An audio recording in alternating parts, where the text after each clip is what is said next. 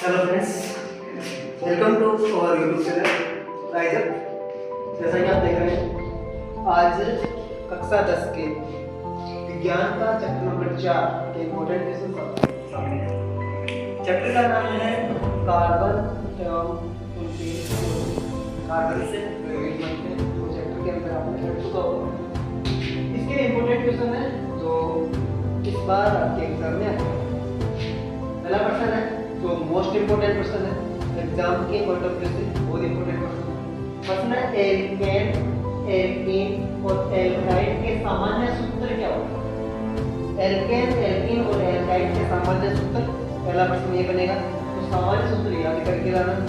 अगर नहीं पता तो इनमें से अगर किसी भी क्वेश्चन में आपको प्रॉब्लम हो तो एक बार मेरे को बता देना, उससे रिलेटेड जैसा। अब दूसरा प्रश्न देखते हैं, प्रकार्यात्मक समूह क्या होता है? प्रकार्यात्मक समूह किसे कहते हैं? कोई तीन प्रकार्यात्मक समूहों के नाम लिखने हैं, उनकी स्ट्रक्चर बनानी है, वो याद करने हैं। नेक्स्ट इसका प्रश्न है एथेनॉल के भौतिक गुणधर्म, एथेनॉल के भौतिक गुणधर्म और एथेनॉल के उपयोग कहाँ किया जाता है, इसका उपयोग आपको याद है। नेक्स्ट प्रश्न है एस्टरीकरण अभिक्रिया किसे कहते हैं? एस्टरीकरण अभिक्रिया किसे कहते हैं? उदाहरण लिखना है। उदाहरण में आपको क्या लिखना है? एस्टरीकरण रिएक्शन एस्टर बनता कैसे है, वो रिएक्शन आप देखते हैं। तो एस्टरीकरण अभिक्रिया किसे कहते हैं? अभिक्रिया को कहते हैं बार के लिए। तो नेक्स्ट प्रश्न है साबुन तथा अपमार्जक में अंतर लिखो। बहुत बार एग्जाम में पूछा हुआ प्रश्न है, रिपीट होता जा रहा है, ये प्रश्न हर बार आता रहता है, बहुत बार आता रहता है। तो साबुन तथा अपमार्जक में अंतर लिखो, ये क्वेश्चन है। नेक्स्ट मिसेल की संरचना को समझाइए। मिसेल की संरचना आपको बनानी पड़ेगी, उसके अंदर समझाना पड़ेगा। मिसेल की संरचना एक बड़ा प्रश्न बनता है, प्रश्न बनता है।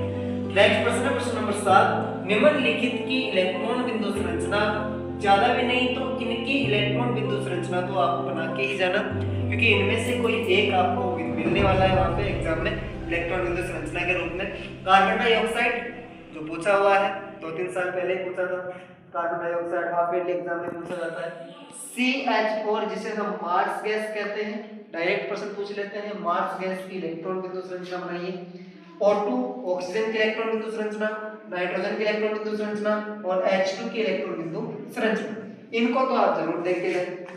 नेक्स्ट प्रश्न है कार्बन का परमाणु क्रमांक कितना होता है, संयोजकता कितनी होती है, प्रतीक क्या होता है और इलेक्ट्रॉनिक विन्यास क्या होता है। तो एक नंबर में इस तरीके से प्रश्न पूछा जा सकता है कि कार्बन का परमाणु क्रमांक कितना होता है, कार्बन की संयोजकता कितनी होती है, प्रतीक क्या होता है, इलेक्ट्रॉनिक विन्यास किसे कहते हैं, क्या होते हैं इलेक्ट्रॉनिक विन्यास, बताना पड़ेगा कार्बन का। नेक्स्ट प्रश्न है कार्बन परमाणु की दो विशेषताएं लिखो जिसके कारण कार्बन यौगिक बहुत अधिक मात्रा में होते हैं। हमारे चारों ओर कार्बन ही कार्बन पाया जाता है, क्या कारण है कि कार्बन की ज्यादा बहु योग्यता दी जाती है कार्बन को? कार्बन परमाणु की कोई दो विशेषता है ऐसी जो आपको लिखनी है, उनको लिखकर आपको उनका थोड़ा सा एक्सप्लेनेशन करना पड़ेगा। तो अगर इन प्रश्नों में से आपके किसी भी क्वेश्चन में डाउट है, कोई भी प्रॉब्लम है, चैप्टर से लेके कोई दिक्कत है, तो एक बार कमेंट में जरूर बता दीजिए, दूसरे दिन आपको वीडियो मिल जाएगा। आपके 21 तारीख को जो पेपर होने वाला है उसकी तैयारी अपन जोरों जोरों से चल रही है। पीछे के वीडियो आप देख सकते हो, 3 चैप्टर हमने कंप्लीट करवा दिए हैं, ये चौथा चैप्टर है। चौथे चैप्टर के क्वेश्चन आप जरूर करके जाएं, आपकी जो एग्जाम है वो बहुत अच्छी जाए।